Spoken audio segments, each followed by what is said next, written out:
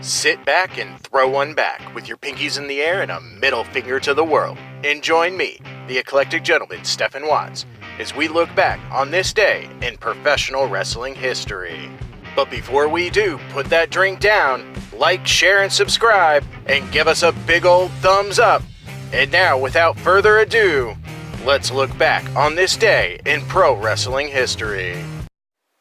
Woo! It is January 14th, and we're going to start off like we always do, on a positive note, and hit those happy birthdays in professional wrestling history.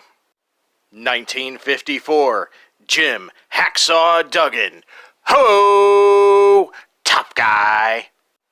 1964, somebody better call my mama, Ernest the Cat Miller.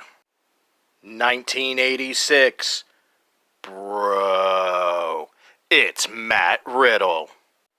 And of course, on the flip side of that, with the happy birthdays, come notable deaths in professional wrestling for January 14th.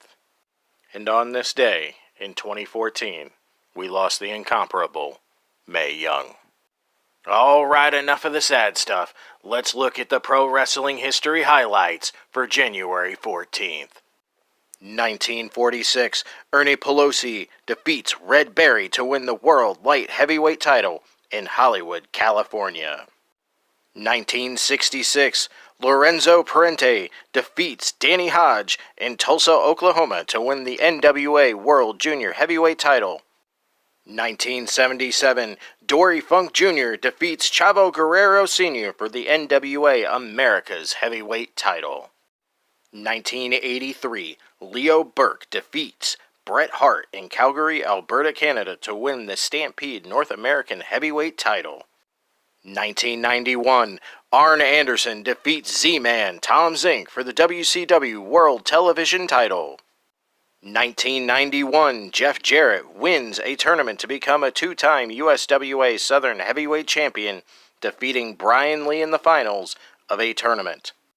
1992, at a television taping in Columbus, Georgia, Ron Simmons and Big Josh defeat the Young Pistols, Steve Armstrong and Tracy Smothers, for the WCW United States Tag Team titles.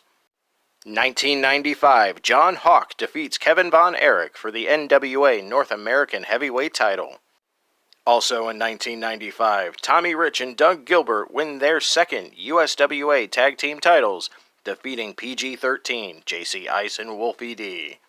And last but not least, in 2001, WCW held their first, and last, Sin pay-per-view event in Indianapolis, Indiana. The show saw 3 title changes and the final WCW match of Bill Goldberg's career, but is probably best remembered for a horrific freak injury to Sid Vicious as he suffered a compound fracture to his leg as he jumped off the second rope. Those are your pro wrestling history highlights for January 14th. I'm the eclectic gentleman Stephen Watts, and I'll see you tomorrow.